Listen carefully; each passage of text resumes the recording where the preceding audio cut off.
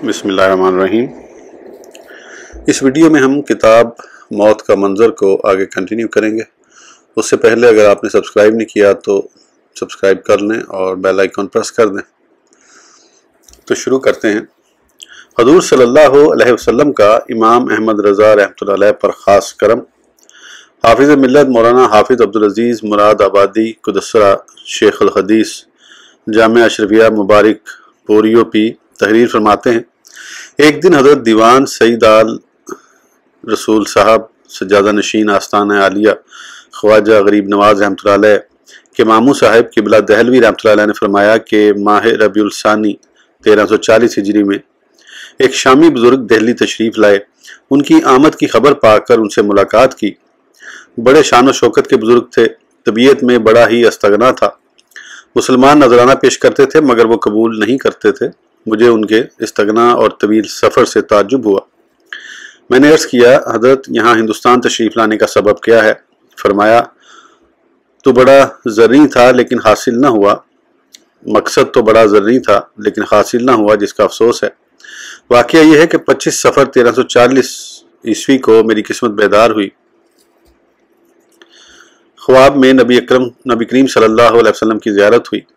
देखा कि हुजूर तशरीफ़ फरमा हैं, सहाबा कराम रज़ियल्लाहु अन्हुम हाज़िर दरबार हैं, लेकिन मजलिस पर सुकूत तारी है।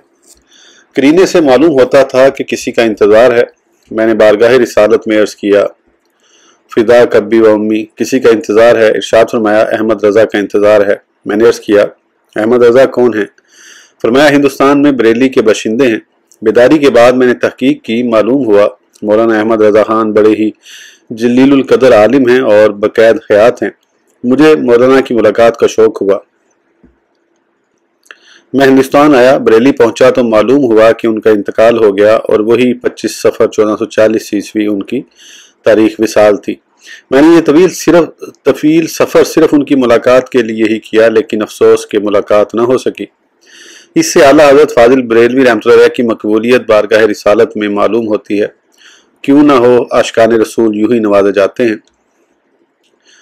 अखवाल क़यामत, कुर्ब क़यामत के वाक़यात। नबी करीम सल्लल्लाहु अलैहि वसल्लम ने क़यामत की अलामात और उससे पहले वाक़या होने वाले हालात बयान फरमाए।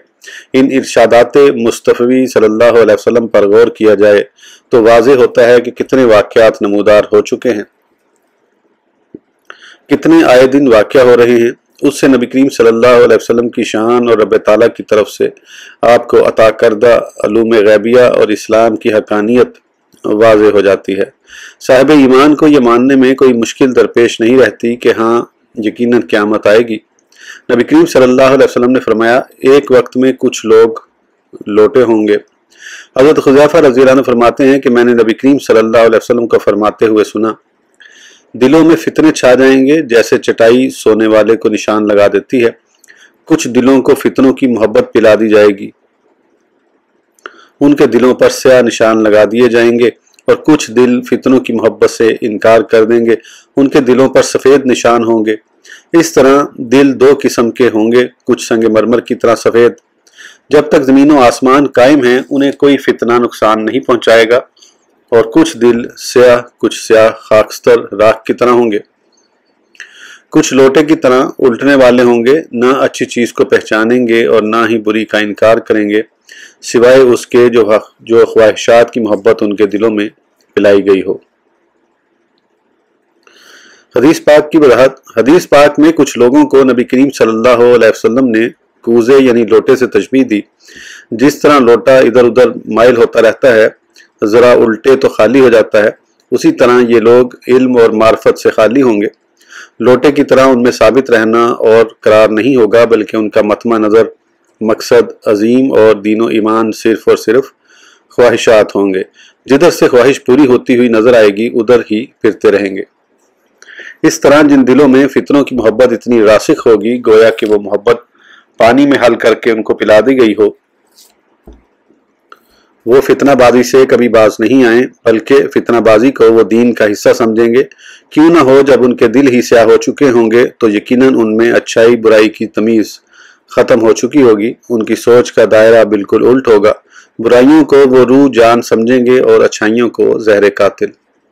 حق پر قائم رہنے والی ایک جماعت ہمیشہ رہے گی۔ اسی حدیث پاک میں بعض لوگوں کا جو ذکر ہے کہ وہ فتنوں سے دور رہیں گے، ان کے دل سفید منور جگمگاتے رہیں گے، تا قیامت ایسے لوگ آتے رہیں گے جو شیطانوں کی گرفت سے محفوظ ہوں گے، فتنوں سے دور بھاگیں گے، یہی حق پر قائم رہنے والے ہوں گے۔ حضرت سبحان رضی اللہ عنہ فرماتے کہ رسول اللہ صلی اللہ علیہ وسلم نے فرمایا، میری امت میں سے ایک گروہ ہمیشہ حق پر قائم رہے گا، ان کو باطل پر غلبہ حاصل رہے گا، انہیں مخالفین سے کوئی نقصان نہیں ہوگا یہاں تک کہ اللہ تعالیٰ کا امر آ جائے۔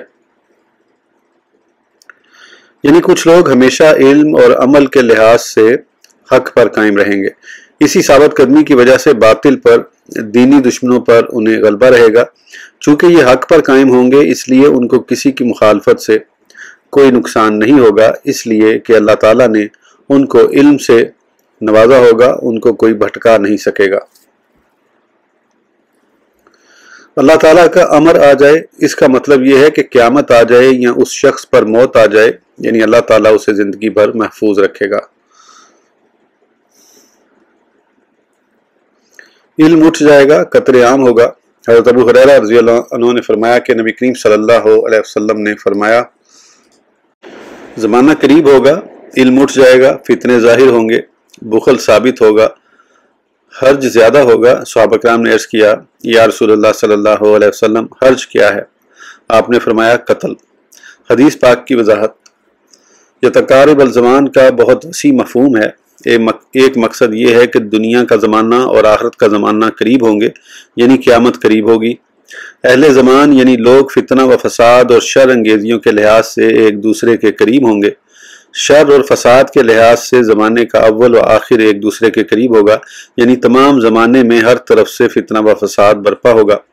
عمریں کم ہو جائیں گی، زیادہ گناہوں کی وجہ سے زمانے میں برکتیں کم ہو جائیں گی، بادشاہیاں جلدی ختم ہو جائیں گی، فتنے، مصائب و آلام اتنے زیادہ ہو جائیں گے کہ لوگوں کو ان کی مشغولیت میں پتہ نہیں چل سکے گا کہ وقت کیسے گزر رہا ہے۔ جیسے ایک اور حدیث پاک میں ہے کہ حضرت انس رضی اللہ عنہ فرماتے ہیں کہ رسول اللہ صلی اللہ علیہ وسلم نے فرمایا کہ اس وقت تک قیامت نہیں آئے گی جب تک زمانہ قریب نہ ہو جائے۔ زمانہ اتنا قریب ہوگا کہ ایک سال مہینے کی طرح ہوگا، ایک مہینہ ہفتے کی طرح، ایک ہفتہ ایک دن کی طرح ہوگا، ایک دن ایک گھڑی کی طرح، ایک گھڑی آگ کے شعلے کی طرح ہوگی۔ یعنی علماء کے اٹھ جانے کی وجہ سے علم اٹھ جائے گا۔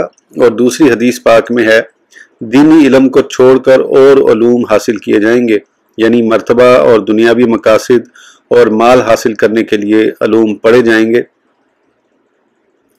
دین کے غلبے کے لیے، مسلمانوں میں احکام دین کے اظہار کے لیے علوم حاصل نہیں کیے جائیں گے۔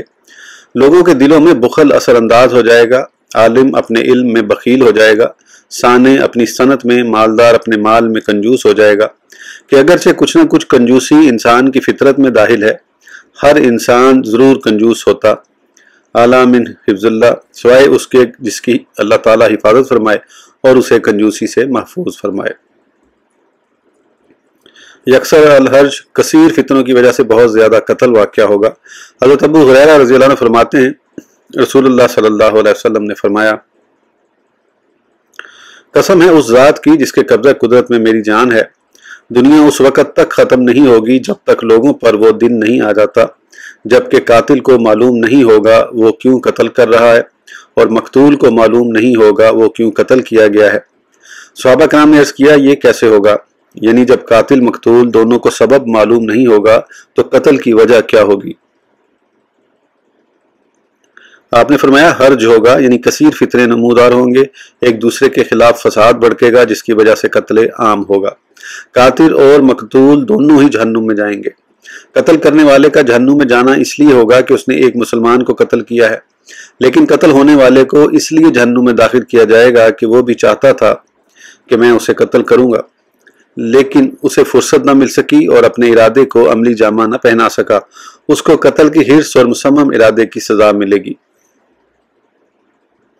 حضرت زبیر بن عدی کہتے ہیں کہ ہم حضرت انس بن مالک رضی اللہ عنہ کے پاس آئے، حجاج بن یوسف کی طرف سے ہمیں بیجا تکالیف پہنچ رہی تھیں، ہم نے ان کی شکایت کی تو آپ نے فرمایا صبر کرو، بے شک تم پر کوئی زمانہ نہیں آئے گا سوائے اس کے بعد میں آنے والا ہر زمانہ پہلے سے زیادہ شر ہوگا۔ یہاں تک کہ تمہاری ملاقات رب تعالیٰ سے ہو جائے، یہ میں نے نبی کریم صلی اللہ علیہ وسلم سے سنا ہے۔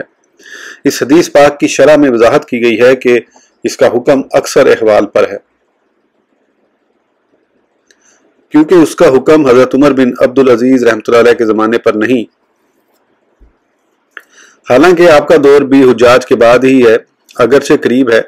اسی طرح اس کا اطلاق حضرت عیسیٰ علیہ السلام کے زمانے پر بھی نہیں، کیونکہ یہ بہتر زمانے ہیں۔ اسی طرح امام مہدی کا زمانہ بھی اس سے مستثنا ہے۔ طبرانی نے حضرت ابو الدرداء رضی اللہ عنہ سے مرفوع حدیث بیان کی ہے، جو سال بھی آئے گا اس میں خیر بھلائی کم ہوتی چلی جائے گی اور شر فساد بڑھتا چلا جائے گا۔ حضرت ثوبان رضی اللہ عنہ فرماتے ہیں کہ نبی کریم صلی اللہ علیہ وسلم نے فرمایا، مجھے اپنی امت کے گمراہ کرنے والے اماموں پر خوف ہے، اور میری امت میں جب ایک مرتبہ تلوار چل جائے گی تو اسے ان سے نہیں اٹھایا جا سکے گا۔ حدیث پاک میں ائمہ سے مراد وہ لوگ جن کی قوم اقتداء کرتی ہو، اسی طرح وہ لوگ جو ان کے رئیس یعنی قائد لیڈر ہوں گے، اور جو لوگ دوسروں کو قول و فعل و اعتقاد کی دعوت دیں گے۔ یہ لوگ پہلے خود گمراہ ہوں گے، پھر دوسروں کو بھی گمراہ کریں گے۔ خدا را حدیث پاک کا انداز بیان دیکھ کر انصاف کریں، یہ کون سے لوگ ہیں؟ اور نبی کریم صلی اللہ علیہ وسلم کا ارشاد گرامی ہمارے زمانے میں کیسے حرف بحرف صادق آ چکا ہے، کیونکہ آپ نے دونوں چیزوں کو ایک جگہ جمع کر کے واضح کر کے اشارہ فرما دیا کہ جب لوگوں کو گمراہ کرنے والے امام ہوں گے اور ان کی وجہ سے تلوار چلے گی تو وہ تلوار تا قیامت چلتی رہے گی۔ اب ذرا دیکھیں، مسجدوں میں نمازیوں کو قتل کرنا، مساجد کو اکھاڑا ظلم بنانا کون کون سے اماموں کا کام؟ بس وہی خود گمراہ کرنے والے ہیں۔ حضرت عبداللہ بن عمر رضی اللہ عنہ فرماتے ہیں کہ ہم نبی کریم صلی اللہ علیہ وسلم کے پاس بیٹھے ہوئے تھے، آپ نے فتنوں کا ذکر فرمایا، آپ نے ان کا بہت ہی زیادہ تذکرہ فرمایا، یہاں تک کہ آپ نے فتنہ اخلاص کا ذکر فرمایا۔ کسی نے پوچھا وہ فتنہ اخلاص کیا چیز ہے؟ تو آپ نے فرمایا یہ بھاگنا اور لڑنا ہے۔ حرب معنی ہے بھاگنا۔ بعض لوگوں میں اتنی زیادہ عداوت اور لڑائیاں ہوں گی کہ وہ ایک دوسرے سے بھاگیں گے، ایک دوسرے سے اعتماد اٹھ جائے گا، بعض لوگ بعض لوگوں کو دشمن سمجھیں گے۔ حرب کا معنی ہے لڑائی، یعنی ایک دوسرے کا مال ناحق لے لیں گے، دوسرے کے اہل و عیال کو ناحق ستائیں گے اور دوسروں کی بیویاں اغوا کر کے لے جائیں گے، اس لیے ان کے درمیان لڑائی ہوتی رہے گی۔ نبی کریم صلی اللہ علیہ وسلم نے فتنہ سرا کا ذکر فرمایا۔ سرا کا معنی ہے خوش ہونا، یعنی یہ مسلمان آپس میں لڑیں گے اور دوسری قومیں ان کے اس حال کو دیکھ کر خوش ہوں گی، اور اسی طرح یہ اپنے مال و دولت اور عیش و عشرت کے زیادہ اسباب مہیا ہونے کی وجہ سے خوش ہو کر گناہوں میں مبتلا ہوں گے۔ یہ بہت بڑا فتنہ ہوگا۔ پھر آپ نے فرمایا ان کا دھواں میرے قدموں کے نیچے ہے، یعنی ان واقع ہونے والے فتنوں کے آثار و نشانات کو میں اس طرح دیکھ رہا ہوں جس طرح دھوئیں کو دیکھ کر آگ کا علم حاصل ہوتا ہے۔ اسی طرح تا قیامت واقع ہونے والے فتنے نبی کریم صلی اللہ علیہ وسلم کے سامنے تھے۔ پھر آپ نے ارشاد فرمایا میرے اہل بیت کے کئی لوگ یہ گمان کرتے ہوں گے کہ وہ میرے ہیں، حالانکہ وہ میرے نہیں ہوں گے۔ میرے ولی اہل بیت تو صرف پرہیزگار لوگ ہوں گے۔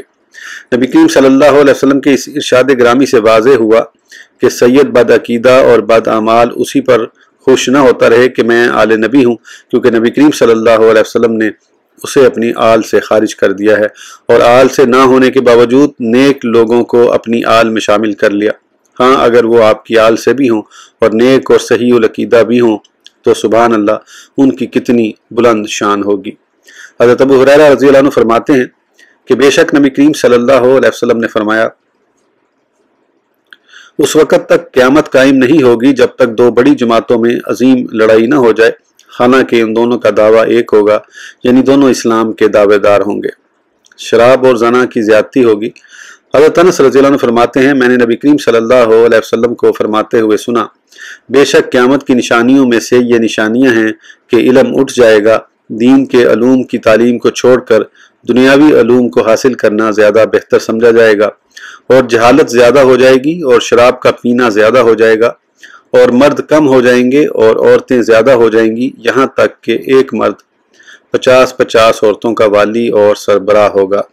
شرم حیا کم ہو جائے گی، اس لیے زنا کی کثرت ہوگی، دین کی پرواہ نہیں ہوگی، خوف خدا اٹھ جائے گا، صرف دنیا کی زندگی کو ہی وہ زندگی سمجھیں گے، آخرت کی زندگی سے غافل ہوں گے۔ عذاب خداوندی پر یقین نہ رکھنے کی وجہ سے شراب کے رسیاں ہوں گے۔ ان کے شراب پینے کی وجہ سے گنڈا گردی، شر و فساد، غل غبارہ کثیر ہوگا۔ ساتھ ساتھ ان کی شرم و حیا کا جنازہ نکل جائے گا۔ ایک ایک مرد، کئی 50 سے مراد کثرت ہے۔ عورتوں یعنی ماؤں، دادیوں، نانیوں، پھپھیوں، خالاؤں اور بیویوں کا والی ایک منتظم ہوگا، ان کے اخراجات کا ذمہ دار ہوگا۔ مرد کم ہو جائیں گے، حالانکہ ان کا وجود مطلوب ہوگا، کیونکہ ان پر ہی نظام عالم موقوف ہے، اور عورتیں زیادہ ہوں گی، حالانکہ ان کے پائے جانے سے کوئی اہم کام نہیں ہو سکتے، بلکہ ان کے پائے جانے سے زیادہ مصیبت، غم و فکر ہی ہوتا ہے۔ تمام نظام عالم برباد ہو کر رہ جاتا ہے۔ عورت کو حکمران بنانے والے کبھی فلاح نہیں پا سکتے۔ حضرت ابوبکر رضی اللہ عنہ کہتے ہیں کہ جب نبی کریم صلی اللہ علیہ وسلم کو خبر ملی کہ فارس والے لوگوں نے بنت کسرا، فارس کے بادشاہ کی بیٹی کو ملکہ یعنی سربراہ مملکت بنا لیا ہے، تو آپ نے فرمایا وہ قوم ہرگز فلاح نہیں پا سکتی جس نے عورت کو اپنا حکمران بنا لیا۔ یعنی یہ فطرت کے ہی خلاف ہے، کیونکہ عورت کی تخلیق ہی اس کی کمزوریوں پر قائم ہے۔ طاقت و شجاعت کے لحاظ سے عورت کمزور، جسمانی اعضاء میں بنسبت مرد کے کمزور ہے۔ پھر عورت کو حکمران بننے میں غیر شرعی طور پر مردوں سے اختلاط، میل جول اختیار کرنا پڑتا ہے۔ خصوصاً دوسرے ممالک کے سربراہان کی آمد پر 1 to 1 بند کمرے میں ملاقات اس حدیث پاک کو مد نظر رکھ کر دیکھا جائے کیسے ہے۔ حضرت عمر رضی اللہ عنہ سے مروی ہے کہ نبی کریم صلی اللہ علیہ وسلم نے فرمایا ہرگز کوئی مرد کسی عورت سے علیحدگی میں ملاقات نہیں کرتا سوائے اس کے کہ وہاں تیسرا شیطان ہوتا ہے۔ اپنے معاملات عورت کے سپرد کرنے سے موت بہتر ہے۔ حضرت ابو ہریرہ رضی اللہ عنہ فرماتے ہیں کہ رسول اللہ صلی اللہ علیہ وسلم نے فرمایا جب تمہارے حکام نیک لوگ ہوں، تمہارے غنی سخی ہوں اور تمہارے معاملات مشاورت سے سر انجام ہو تو تمہارے لیے زمین کے اوپر والا حصہ نیچے والے حصے سے بہتر ہے، یعنی زندگی موت سے بہتر ہے۔ اور اگر تمہارے حکام برے لوگ ہوں، تمہارے غنی کنجوس ہوں اور تمہارے معاملات عورتوں کے ہاتھ میں آ جائیں تو تمہارے لیے زمین کے نیچے والا حصہ اوپر سے بہتر ہے، یعنی موت بہتر ہے۔ عورت ناقص العقل ہے لیکن عقلیں گم کر دیتی ہے۔ حضرت ابو سعید خدری رضی اللہ عنہ فرماتے ہیں کہ رسول اللہ صلی اللہ علیہ وسلم عید الاضحیٰ یا عید الفطر کو عیدگاہ کی طرف تشریف لے جا رہے تھے۔ راستے میں عورتوں سے گزر ہوا تو آپ نے فرمایا اے عورتوں کی جماعت، صدقہ کیا کرو، میں تم سے زیادہ کو جہنمی دیکھ رہا ہوں۔ خطاب میں عام عورتیں مراد ہیں، نہ کہ صحابیات، یعنی روح سخن صحابیات کی طرف تعلیم بعد میں آنے والیوں کو۔ انہوں نے عرض کیا کس وجہ سے یا رسول اللہ صلی اللہ علیہ وسلم؟ آپ نے فرمایا تم لعنت زیادہ کرتی ہو اور اپنے خامد کی نعمتوں کی ناشکری کرتی ہو۔ پھر آپ نے فرمایا میں نے تم سے زیادہ کسی ناقص العقل کو نہیں دیکھا جو بڑے بڑے عقل مندوں کی عقلوں کو گم کر دے۔ عورتوں نے پوچھا یا رسول اللہ صلی اللہ علیہ وسلم ہمارے عقل اور دین میں کیا کمی ہے؟ آپ نے فرمایا کیا عورت کی گواہی مرد کی گواہی کی نصف نہیں؟ عورتوں نے کہا ہاں یا رسول اللہ صلی اللہ علیہ وسلم ایسا ہی ہے۔ آپ نے فرمایا تمہارے عقل کی کمی ہے۔ پھر آپ نے فرمایا کیا ایسا نہیں کہ عورت کو جب حیض آئے تو وہ نماز نہیں ادا کرتی اور روزہ نہیں رکھتی؟ عورتوں نے کہا ہاں یا رسول اللہ صلی اللہ علیہ وسلم ایسا ہی ہے۔ آپ نے فرمایا یہ دین میں نقصان ہے۔ نبی کریم صلی اللہ علیہ وسلم کے ارشاد کی حقانیت کتنی روز روشن سے بھی زیادہ واضح ہے کہ بڑے بڑے جبے والے، نورانی شکل والے، نورانی داڑیوں والے علماء، حفاظ اور مشائخ ایک عورت کے ہاتھ پر کھلونا بن گئے۔ بڑے بڑے علم کے دعوے دار اور یہ کہنے والے کہ ہم پر اللہ تعالیٰ جو رحیم و رحمان ہے اس کا فضل ہے، وہ بھی عورت کے مکر و فریب کے جال میں پھنس گئے، زلف بے ضمیر کے اسیر ہو گئے، ایک جھلک پر بک گئے، ایک اشارے پر لٹ گئے۔ ارشاد نبی کے خلاف عورت ان کو مردوں سے بہتر نظر آنے لگی۔ مرد عورتوں کے حاکم ہیں، ان کو یاد نہ رہا کیونکہ نبی کریم صلی اللہ علیہ وسلم کا ارشاد غالب آ گیا، عقلیں گم ہو گئیں۔ کچھ دین کے ٹھیکے دار، علم کے دعوے دار، یہ کہنے والے ہم حق تعالیٰ کی باتوں کو سننے والے اور لوگوں تک پہنچانے والے ہیں، لیکن ان کی عقلوں پر بھی پردہ آ گیا۔ کبھی وہ کہتے تھے عورت کے غلبے سے ہماری نیند حرام ہو گئی، اب عورت کے لطیف ہیلوں چال بازیوں میں پھنس کر میٹھی نیند سو رہے ہیں۔ کوئی اسلام کا ٹھیکیدار منافقت سے مخالفت بھی کر رہا ہے لیکن فائدہ بھی پہنچا رہا ہے۔ ان سب عقل مندوں کی عقلوں پر پردے آ چکے ہیں۔ عورت ناقص العقل ہونے کے باوجود ان کی عقلوں کو ضائع کرنے کا سبب بن چکی ہے۔ ارشاد مصطفی صلی اللہ علیہ وسلم کی صداقت جگمگا رہی ہے۔ اس ویڈیو کے لیے اتنا ہی، پھر انشاءاللہ اگلی ویڈیو میں آگے کنٹینیو کریں گے۔ اس وقت تک کے لیے اجازت دیجیے، سبسکرائب کرنا نہ بھولیں۔ اللہ حافظ.